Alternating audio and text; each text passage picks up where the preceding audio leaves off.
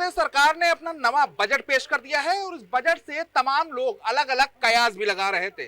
कोई लाभ की उम्मीद कर रहा था तो कोई नुकसान को लेकर उम्मीदें लगा रहा था कि कहीं इस बजट में उन्हें नुकसान ना मिल जाए। ऐसे में हमारे साथ तमाम व्यापारी वर्ग के लोग जुड़े हुए हैं।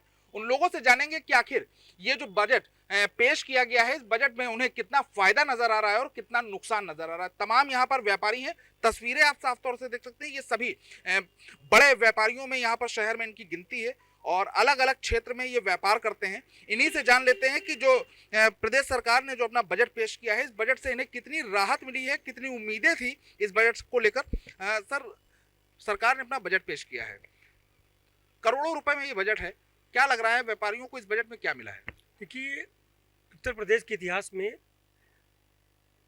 रुपए के हिसाब से, धनराशि के हिसाब से सबसे बड़ा बजट है। 8 लाख करोड़ से ऊपर का है और निश्चित रूप से जितने जितने आगे साल जाएंगे बजट की धनराशि बढ़ती जाएगी। उत्तर प्रदेश देश का सबसे बड़ा प्रदेश है।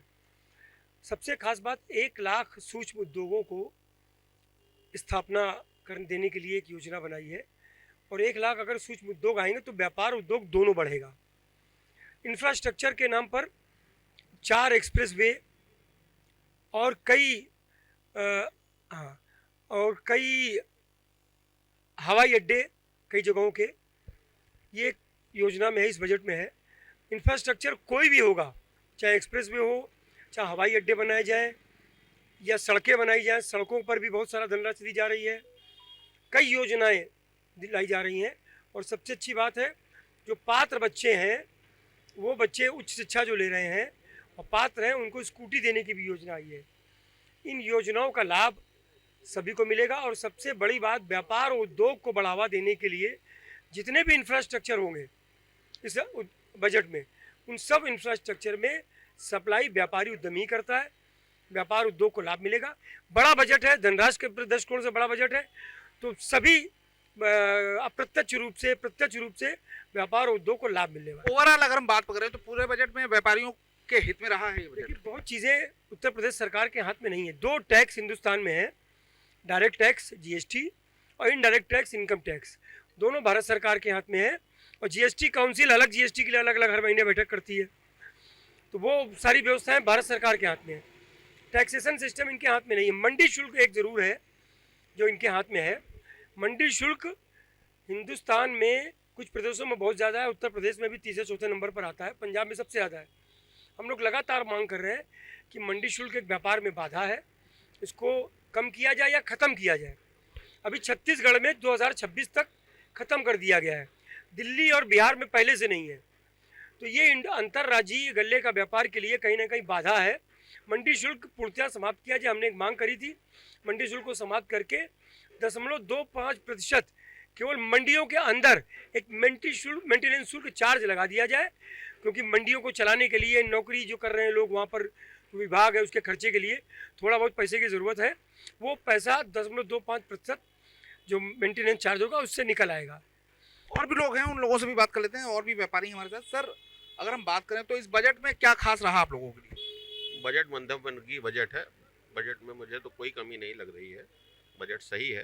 बस थोड़ा सा गवर्नमेंट को शिक्षा और चिकित्सा के विषय में थोड़ा ध्यान देने की ज़रूरत है। ये एक निरंकुश चैनल है जो हम लोगों को राहत नहीं दे रहे और इसमें कोई भी गवर्नमेंट कुछ नहीं कर पा रही है। किस तरीके की राहत चाहते थे? इसमें देखिए, हर साल दर साल प्राइवेट स्कूल हैं, उनमें रेट बढ़ रहे हैं, स्कूलों की फीस बढ़ रही है, डॉक्टर के पास अगर जाते हैं या हॉस्पिटल में एडमिट होते हैं तो इतने पैसे हो जाते हैं कि मध्यम वर्ग का पूरा घर खाली हो जाता है। उसमें थोड़ा सा रेट के हिसाब से गवर्नमेंट को मेडिसिन सस्ती करनी चाहिए, हॉस्पिटल किराए के कमरे जो देते हैं उन लोग वो बेड वगैरह सस्ते करने चाहिए, जिससे आम आदमी को राहत मिले। सरकार की ओर से जैसे अलग अलग योजनाएं भी चलती हैं लाभ देने के लिए लोगों को, तो अगर हम उसको नज़र में रखें तो फिर क्या लगता है कुछ और भी परिवर्तन होना चाहिए? नहीं, उन योजनाओं का लाभ पूरी तौर पे नहीं मिल पाता है, क्योंकि हमारा जो तंत्र है नीचे से, वो कहीं ना कहीं पूरी योजनाओं को लाभ पूरा मिल नहीं पा रहा है।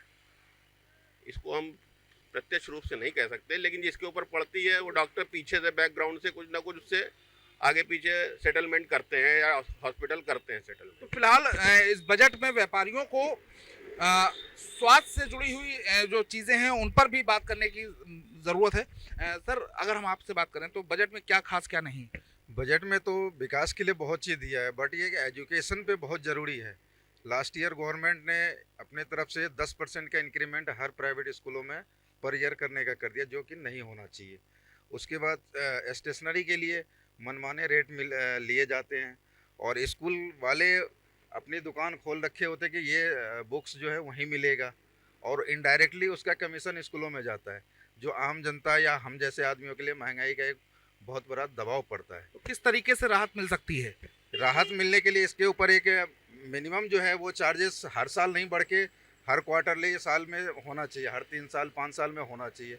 स्टेशनरी के लिए जो है कहीं से भी अपना कोई बच्चा खरीदे, कहीं से कोई भी पेरेंट्स ले, उस पर कोई बैन नहीं होना चाहिए। कोचिंग के फीस कम होने चाहिए, अलग अलग कोचिंगों के अलग अलग रेट हैं, तो इस तरीके के सिस्टम को जो है थोड़ा सा सही करना चाहिए। तो कहीं ना कहीं जो शिक्षा क्षेत्र है उसमें भी बजट में कुछ उम्मीदें लगा रखी थी व्यापारियों ने कि शिक्षा के क्षेत्र में उन्हें राहत मिलती, क्योंकि उनके बच्चे हैं, तमाम आम लोगों के भी बच्चे हैं जो पढ़ने जाते हैं, उन्हें शिक्षा में वो पूरी सुविधाएं नहीं मिल पाती हैं। इंफ्रा को लेकर भी बजट में बहुत सारा धनराशि दी गई है, इस पर भी बात कर लेते हैं। सर इंफ्रास्ट्रक्चर के लिए भी बहुत सारी धनराशि दी गई है, क्या लगता है व्यापारियों को इससे कितना लाभ मिलेगा? देखिए, व्यापारियों को लाभ इसमें ज़्यादा विशेष नहीं मिलता, बस रास्ता थोड़ी सुगम हो जाती है जाने आने के लिए। लेकिन हम लोग जो उम्मीद लगा रखे थे अपने माननीय हृदय सम्राट हम लोग के योगी आदित्यनाथ जी से कि मंडी समिति उनके अधीन आती है, और मंडी समिति के अधीन आती है, वो मंत्रालय भी उन्हीं के पास में है। हम लोगों ने कई बार पत्रों के माध्यम से ये कहा है कि मंडी शुल्क ना लिया जाए, जब से जीएसटी लगा है उस पर कोई विचार नहीं किया उन्होंने, क्योंकि 1.5%, 1% टैक्स शुल्क, 0.5% विशेष शेष, तो ये हम लोग की डिमांड हम लोग की थी कि ये हटा दिया जाए और मंडी का मेंटेनेंस के रूप में नॉमिनल यानी कि 0.25 कर दिया जाए। लेकिन इस पर कोई विचार नहीं हुआ।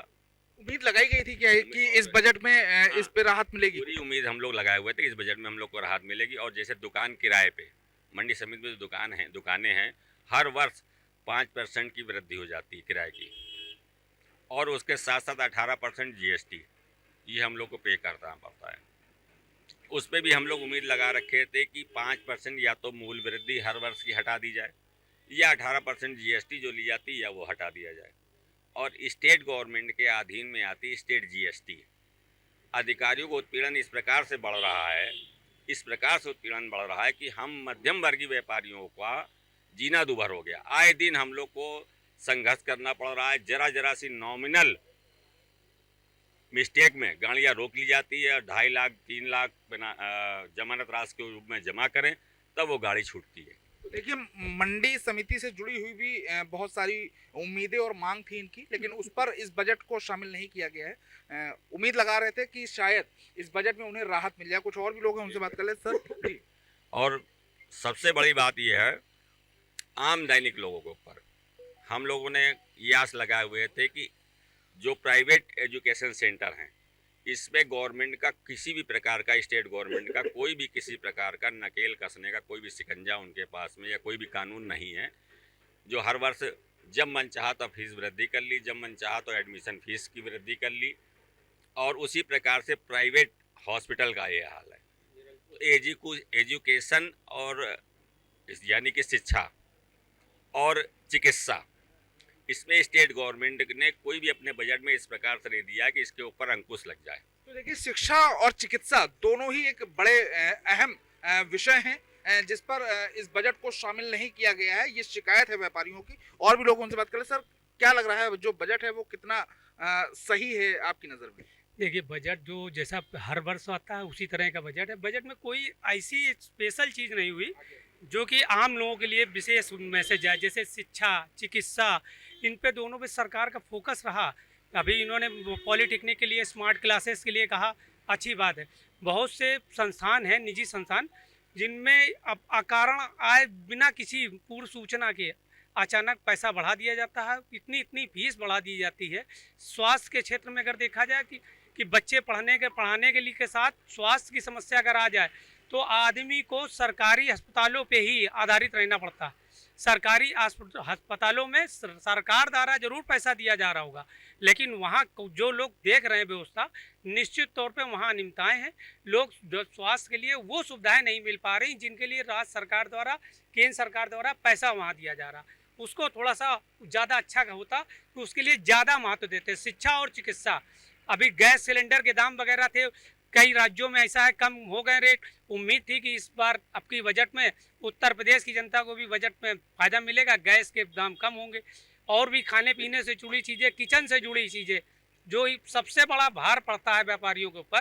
घर गए, दो पैसे कमाए, एक तो वैसे ही व्यापार कम है, उसके बाद जो व्यापार कम है भी उसमें पूरा आधे से ज़्यादा पैसा किचन में अकारण सामानों में बढ़ोतरी है। तो देखिए बहुत सारी चीज़ों को कम होने की उम्मीद लगा रखी थी, लेकिन उसमें कोई राहत फिलहाल नहीं आई।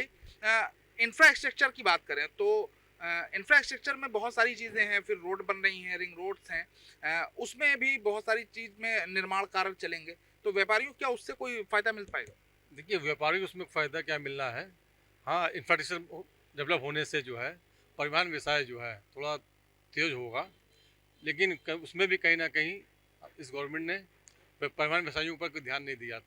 जैसे कि रोड टैक्स लेने के बाद टोल टैक्स कहीं कहीं वसूली हो रही चारों तरफ से, तो उस पर थोड़ा ध्यान देना चाहिए। जब एक तरफ रोड टैक्स परिवहन व्यवसायी दे रहा है तो फिर टोल टैक्स की वसूली में कहीं ना कहीं उसको छूट देनी चाहिए थी।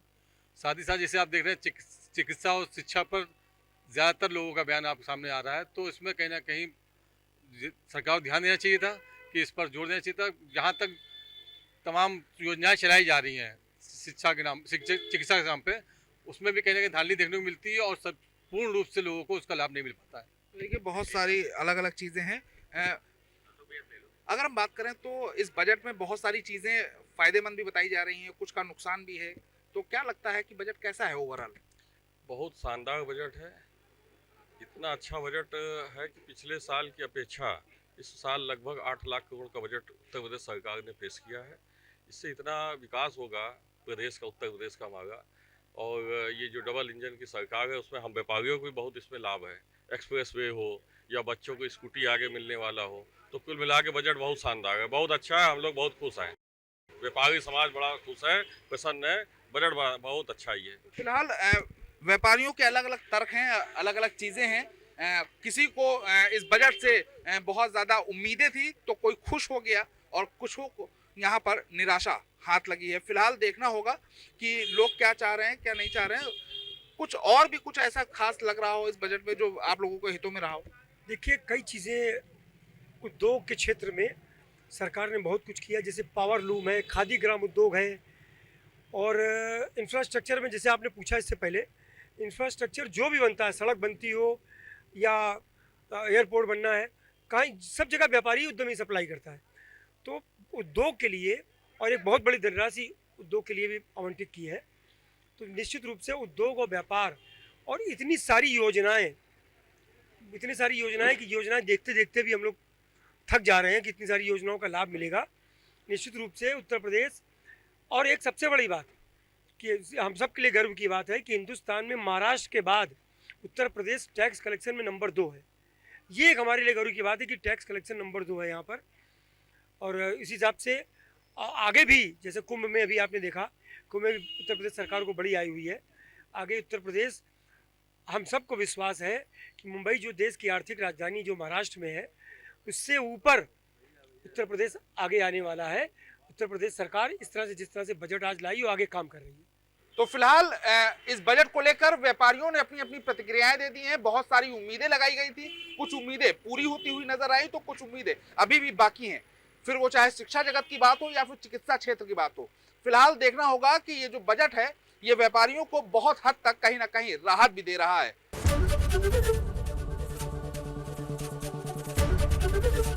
एबीपी गंगा, खबर आपकी, जुबान आपकी।